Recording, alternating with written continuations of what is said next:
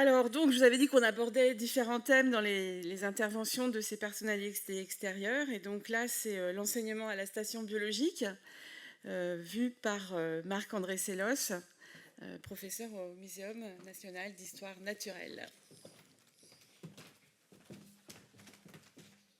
Alors, merci de cette occasion de vous parler de l'enseignement, parce que si cet établissement est un phare pour la recherche, elle est aussi un phare pour la formation des plus jeunes. Et c'est ce dont j'aimerais vous parler maintenant. Alors, je crois que j'ai quelques diapos. La première est noire. Mais... Ah oui, ok. Merci. Voilà, alors, je suis un peu ému d'être ici parce qu'en fait, il y a beaucoup de mes maîtres de mes maîtres à la station qui auraient pu parler beaucoup mieux que moi j'en vois même dans la salle, qui auraient pu parler mieux que moi de l'enseignement. Mais bon, je vais d'abord vous parler dans un premier temps de moi. Alors, pas parce que je suis quelqu'un de très intéressant, mais parce que justement, je suis un produit de formation de cette station. Et je voudrais vous raconter ça. Je vous emmène dans un autre coin de Bretagne qui est le mien. Je vous emmène à Belle-Île. Alors, c'est un tout petit peu plus beau qu'ici, mais c'est le bord de la mer. Et enfant, je savais tout de la mer. Notamment, sur cette image, il y a les trous à crevettes de la famille. Alors, je ne vous montre pas où exactement, mais je connaissais tout de la mer. J'y pêchais, j'y nageais, je bâtissais de prodigieux châteaux de sable. Et j'ai toujours pensé que la mer ne m'était pas étrangère. Puis, me préparant à passer l'agrégation, l'été précédent, je viens faire le fameux stage d'été, ce stage qui accueille des universitaires souvent de tous les pays, mais en tout cas au moins de toutes les provenances en France, où on étudie un peu qu'est-ce qu'il y a au bord de la mer. Alors j'arrive accueilli dans une station à l'époque ouverte à tout vent par monsieur Vassereau, qui se présente. Il avait pris du poids à l'époque comme maître de circonférence de la station. Et en fait, je passe un mois ici qui change ma vie. En fait, je me suis aperçu que j'avais rien vu de la mer. D'ailleurs, en revenant ensuite dans le sud de la Bretagne, je me suis aperçu que bien des choses, même sur place, m'avaient échappé. Alors, le moment est à la fois un moment humainement riche, parce que ça se passe hors de la maison, donc on a des contacts avec tout un tas de gens, on fait des tas de choses qui n'ont rien à voir avec la science. Il y avait notamment eu un très gros charivari dans l'aile de nuit, hein, dans l'aile de l'administration. Et évidemment, M. Lasserre était directeur à l'époque. Bon, on avait dit que c'était les Normaliens qui avaient fait du bordel, parce qu'évidemment, les Normaliens, bon, l'arrogance de quelques-uns reposait ensuite sur tous. On avait été convoqués, on avait essayé de se disculper. En fait, on avait un alibi, hein, parce qu'au moment de ce charivari, cette nuit-là, nous étions en train de discuter avec une langouste de l'aquarium, parce qu'à l'époque, il y avait un aquarium ouvert au public. Hein. Langouste qui n'a pas pu témoigner en notre faveur, puisqu'elle a été cuite, en fait, le jour suivant. Alors ça, c'était assez banal, hein, comme la suite va le montrer, mais c'est vraiment quelque chose qui a changé ma vie. Puis en en préparant l'agrégation, je suis revenu ici, et pour moi, vraiment, ça m'a donné l'envie d'enseigner, et puis d'en savoir plus sur la mer. J'ai aussi l'occasion de revenir comme moniteur. Alors vous savez que ces stages d'été sont encadrés par quelqu'un qui est recruté à l'époque c'était pour le mois, qui aide à transporter les seaux, à préparer les travaux pratiques, et puis qui fait aussi la cuisine le week-end. Deuxième langouste. Mais il n'y en a eu que deux. Hein. Puis après, l'aquarium a fermé, donc c'est moins facile de trouver des choses à mettre sur les pattes le week-end. Mais donc, ce moment-là a aussi en fait été un moment de formation, parce que c'est là que j'ai pu, moi, dans les temps libres, entre les langoustes et les seaux à transporter, commencer à préparer la matière de mes propres enseignements que je commençais alors à donner. Nous sommes au début des années 90. Voilà.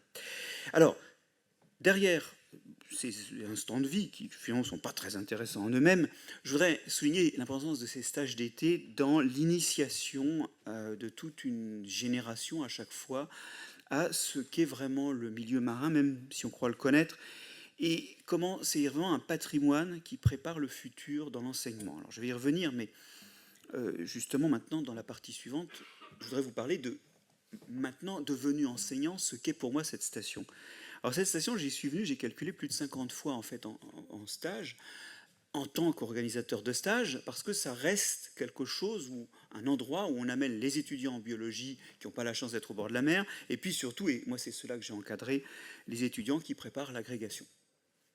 Alors je suis venu avec des gens de l'ENS de Lyon, de Paris 6, Et puis maintenant, je viens régulièrement. Dès ce week-end, nous serons sur la grève avec les étudiants de la préparation Muséum, Saclay, ENS Ulm. Et en fait, c'est quelque chose d'absolument formidable.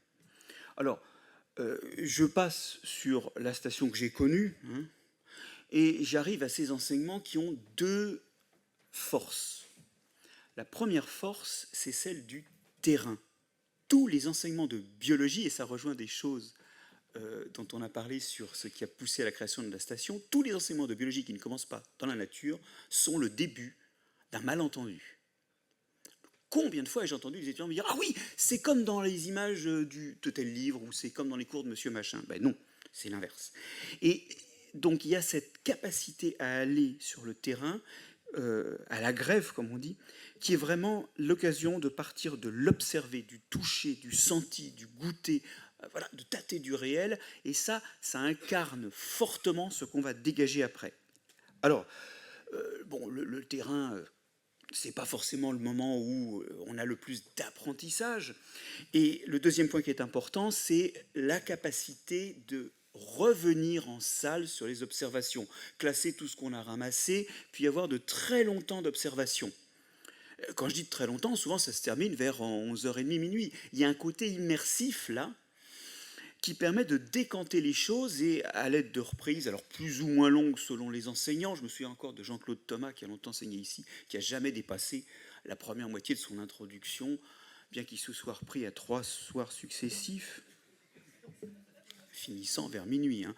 Bon, alors, mais les reprises permettent d'extraire du sens, d'extraire de la donnée, de passer à une dimension vraiment de cours, mais en reposant sur ce socle du réel. Et ça, c'est vraiment unique. Voilà, alors, bon, je voudrais revenir pour ceux qui, ici, sont de la station, sur une petite anecdote qui date de mon service militaire, où j'avais, étant militaire, enseigné gratuitement pour l'ENS de Lyon, et où, en déplaçant la télé sur laquelle qui était au-dessus, des caméras, des deux caméras qui plongeaient leur oculaire dans, leur objectif dans le microscope et la loupe binoculaire, la télé s'est écroulée. J'ai vu au ralenti et détruire une caméra, puis l'autre, puis le micro, puis là, voilà. Il y en a eu pour 50 000 francs de l'époque. Et c'est l'année où j'ai coûté le plus cher, je pense, à l'ENS, finalement, alors que j'ai rien gagné. Bon, alors, oublions ça. Pour conclure sur l'aspect enseignement et pour revenir aux choses importantes, hein, c'est vraiment le moment, c'est le titre que j'avais choisi, où on embarque vers la mer et éventuellement on embarque en cascade, c'est-à-dire que quand on a l'occasion de former de futurs enseignants, eh bien, on les prépare à faire aussi d'une certaine façon embarquer leurs propres élèves. Alors arrive la question de savoir pourquoi enseigner auprès de la mer. Pourquoi venir là? C'est une question que nous posent souvent nos collègues à l'université, à Paris ou dans des universités qui sont à l'intérieur des terres. Pourquoi diable ces dépenses? Alors, il y a plusieurs raisons. Bon, il y a des raisons humaines qui tiennent à l'importance de la mer pour l'homme. Vous avez ici la productivité primaire. Vous voyez que finalement, comprendre le littoral, c'est comprendre beaucoup de ce que la mer et l'océan peuvent donner aux hommes. Bon, il y a tout un tas de raisons humaines que je ne vais pas décrire. Je vais surtout me concentrer, moi, sur le problème des raisons scientifiques et pédagogiques. Et là, ça a été évoqué un petit peu dans les raisons qui avaient conduit la Case du Thiers à établir cette station. Il y a des raisons écologiques. Alors, pour dire les choses d'une autre façon, nous sommes au bord de la mer sur ce qu'on appelle un écotone, c'est-à-dire une zone qui joint deux ensembles écologiquement relativement homogènes, l'espace terrestre et l'espace marin. Et là, on a sur une toute petite distance une variation énorme. On passe du terrestre au marin. Et donc les conditions changent sur très peu de distance. Alors par chance, à Roscoff, comme on a une grande amplitude de marée et un relief qui est plutôt mou, ça permet de dilater ça au maximum. Cet écotone est dilaté au maximum. Et donc il est vraiment très observable. C'est vrai que sur mes côtes à crevettes de Bretagne du Sud, bah, il y a le même écotone, mais ça se passe cartographiquement en 50 centimètres, quoi, la falaise. Donc, il y a cette raison écologique qui est qu'on a là tout un tas de conditions différentes qui vont abriter des espèces différentes adaptées à chaque zone ou à chaque micro-condition, d'une part, mais aussi qui vont permettre de voir tout un tas de fonctionnements écologiques différents. Vous comprenez bien que être complètement terrestre ou complètement aquatique, c'est différent, et être un peu des deux, alors plutôt souvent terrestre ou plutôt souvent aquatique, selon l'endroit où on est positionné dans la zone de balancement des marées, ça donne tout un tas d'écophysiologie différentes. Et donc, vous avez derrière une observation de diversité fonctionnelle le long de cet écotone. Maintenant, j'aimerais partager avec vous une autre raison que je vois assez peu racontée d'aller au bord de la mer, et qui n'est pas une raison ni finalement pratique humaine, économique, ni une raison écologique, mais qui est une raison évolutive. Et ça, c'est quelque chose, je ne sais pas si ça a déjà été écrit, je ne l'ai jamais trouvé écrit, et puis je ne sais pas bien le défendre, donc c'est plus facile de vous en parler que de faire un article là-dessus. En fait, lorsque la vie est sortie des eaux, elle n'est pas sortie en entier. Il y a eu une sorte d'effet fondateur, ce qu'on pourrait appeler une dérive phylogénétique. Oui, on est souvent habitué à la dérive génétique. Quand on prend une petite poignée d'organismes, on sous-échantillonne la diversité génétique de la population dont ils sont originaires, et si ça refait une population, cette population est génétiquement moins diverse. On est habitué à la dérive génétique, on l'est moins conceptuellement à la dérive phylogénétique. Or, la vie sort de la mer, et quand elle sort, c'est pas facile. Ça se produit pas souvent. Et donc, il n'y a pas grand monde qui est sorti. Alors, je vais vous donner quelques exemples, et puis je reviendrai sur cette idée-là en termes pédagogiques. Regardez. Là, j'ai un arbre des cordées. Alors, vous voyez, on voit les oursins, on voit les tuniciers, tous les groupes qui sont à la base. Ensuite, on a tous les groupes de poissons. Alors, il y a même les groupes éteints, hein, désolé. Et puis, il y a un petit point rouge, le groupe des tétrapodes qui sont terrestres. Vous voyez que dans la diversité de cet arbre, quand on vit sur Terre, on a complètement...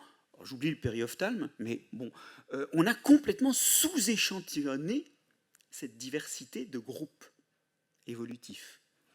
Bon, ça le refait dans l'ensemble des pancrustacés. Les insectes sont un tout petit sous-groupe d'un grand ensemble qui est celui des crustacés et qui contient de très nombreuses lignées très divergentes, très différentes. Et puis, il y a un petit groupe qui est sorti de l'eau. D'ailleurs, souvent, on dit pourquoi il n'y a pas d'insectes aquatiques. En fait, c'est une mauvaise... ou d'insectes marins. Parce que c'est vrai qu'il n'y en a pas en mer, c'est une mauvaise question. Les insectes, c'est les crustacés terrestres, et d'une autre façon, les crustacés, c'est les insectes marins. Ça, c'est le même groupe. Mais vous voyez qu'on a vraiment sous-échantillonné, on a juste un rameau de ça, et on n'a pas toute la diversité qui est venue sur Terre.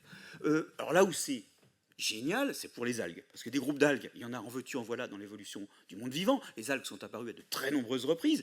Bon, par exemple, il y a des algues rouges, il y a des algues brunes, il y a des algues vertes. Sur cette image, je pense que c'est parlant parce que c'est écrit dessus. Et malheureusement, elles ne sont pas toujours rouges quand elles sont rouges d'un point de vue évolutif, ni vertes quand elles sont vertes d'un point de vue évolutif, mais bon, peu importe. Et bien sur Terre, il y a un seul groupe qui est sorti, et même une seule partie d'un des groupes, c'est les algues vertes qui ont donné les végétaux terrestres. Vous le sentez, ce sous-échantillonnage-là? Bon, donc, si on veut revenir à la diversité phylogénétique, il faut revenir à la mer. Parce que c'est là qu'elle est, et il y a une espèce de dérive phylogénétique, un sous-échantillonnage de ce qu'il y a sur Terre.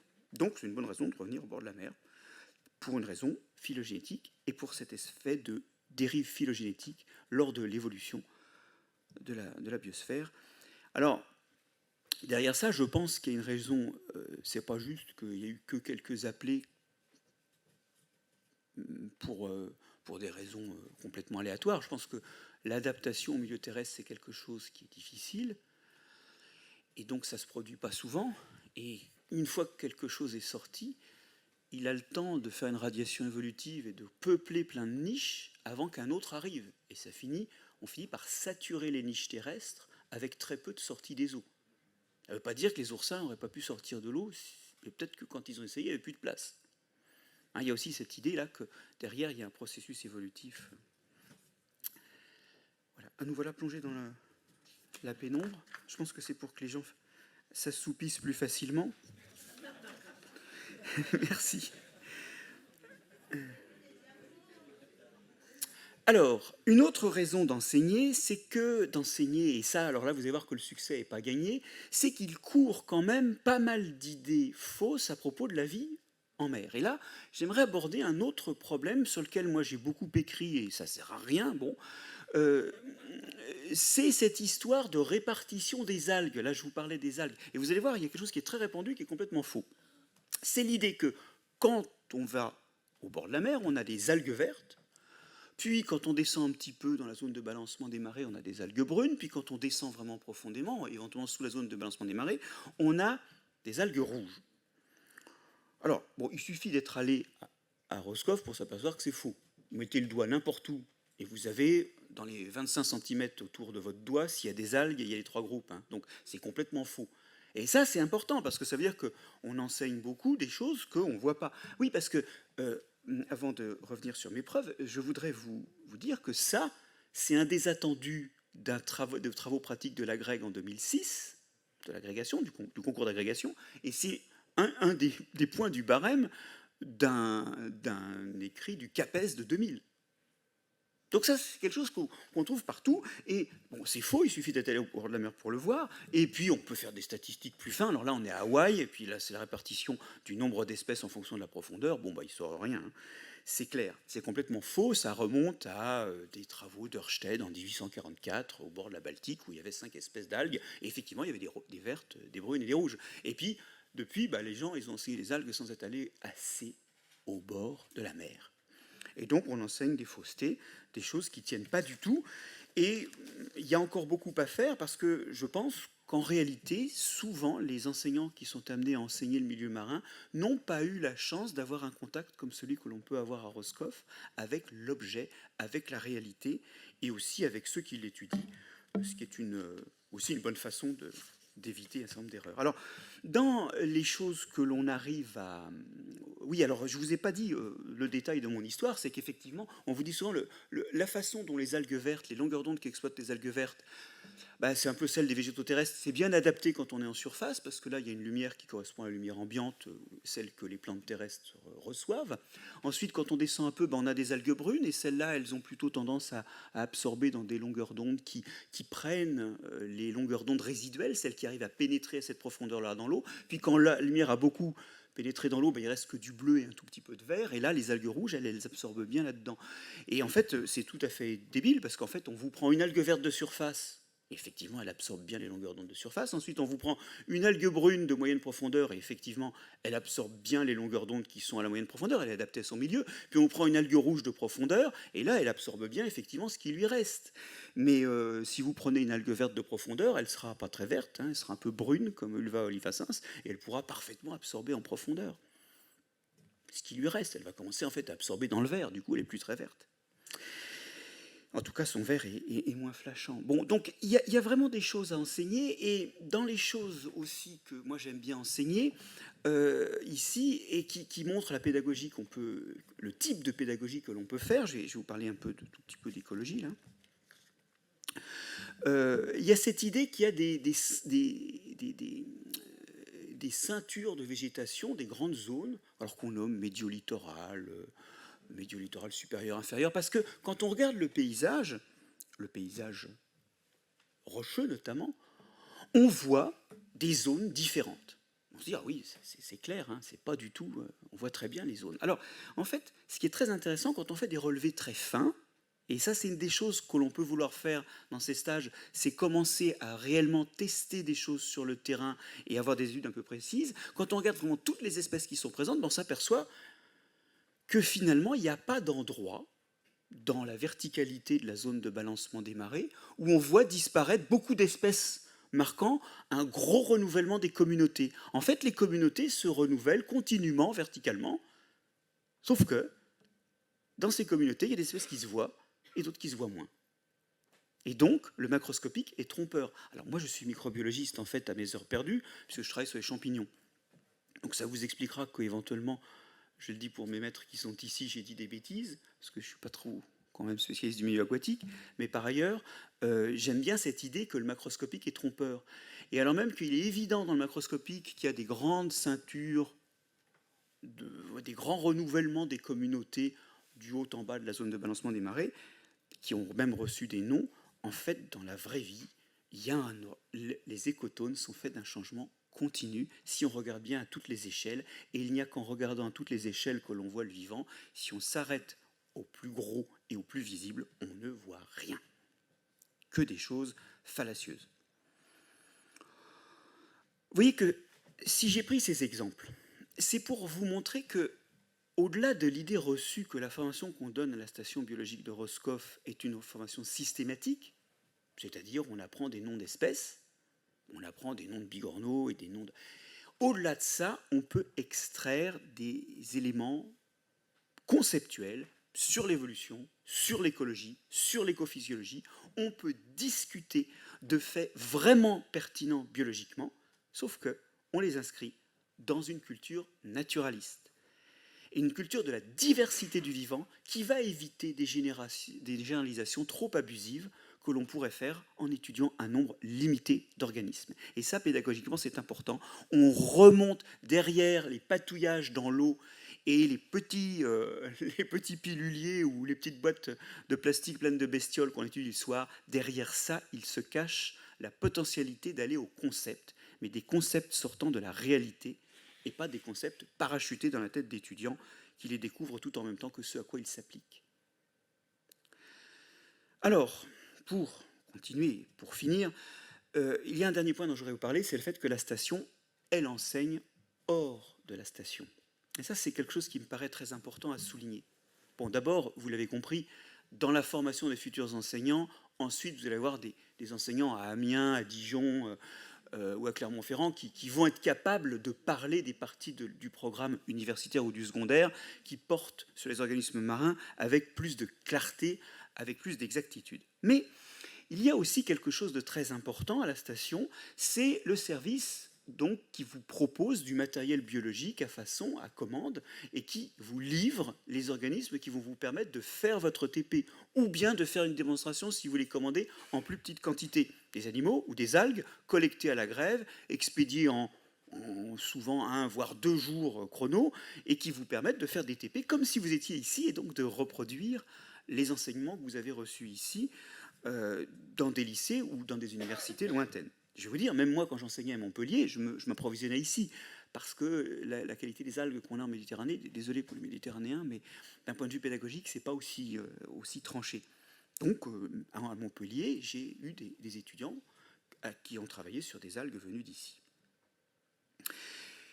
Cet aspect de pédagogie qui rayonne jusque dans le secondaire, vous le sentez, hein, on l'a ressenti dans une initiative récente, celle de Xavier Bailly, qui a développé un modèle en lien avec, alors je crois que c'est avec l'inspection pédagogique régionale, un modèle d'organisme photosynthétique un peu amusant. En l'occurrence, c'est un petit ver qui vit sur la grève et qui abrite, alors qui n'a pas du tout, c'est pas un ver au sens des annélides, hein, c'est un aceul, mais il a la caractéristique de ne pas avoir de bouche et d'être peuplé d'algues qui lui permettent de faire la photosynthèse. Alors vous voyez, c'est un peu l'organisme qui fait rêver les étudiants, hein, parce qu'en gros, son travail, c'est d'être au soleil sur la plage, au moins à marée basse, puis à marée haute, il rentre dans le sédiment et il attend la prochaine marée basse. Donc c'est un peu la vie rêvée. Hein. Et cet organisme a été en fait un organisme qui a beaucoup servi pédagogiquement, à la fois à discuter où sont les frontières entre le végétal et l'animal, parce que quand même, bon, ça bouge, mais c'est photosynthétique ce truc-là, ça n'a pas de bouche. Et d'autre part, aussi, c'est un très bon modèle pour des études de photosynthèse. Et donc ça a permis aussi d'illustrer des parties des programmes du secondaire liés à la photosynthèse. Et ici, moi, je voudrais faire des vœux pour que ça continue. Et je voudrais exprimer quelque chose qui n'est en rien un reproche, mais qui est plutôt une réflexion amère sur l'orientation globale de nos sociétés et de la gestion de nos services publics. Aujourd'hui, l'accueil des stagiaires, il est ici cher. Alors ça se justifie par des équipements qui sont souvent supérieurs à ce qu'on a classiquement à l'université dans les salles de TP, mais c'est cher. Bon. Le service du matériel biologique, c'est devenu cher. En tout cas, c'est plus que ça l'a été. Pourquoi ? Parce qu'on est dans une logique, et ce n'est pas un problème à Roscoff, c'est un problème de notre vision des services publics. On est dans un système où Roscoff doit payer, doit être à l'équilibre financier sur ces missions-là. Eh bien moi, je dis non. Parce que l'effet de ce raisonnement pernicieux, c'est qu'aujourd'hui, beaucoup d'établissements renoncent à l'enseignement ou au moins à l'enseignement pratique des choses de la mer.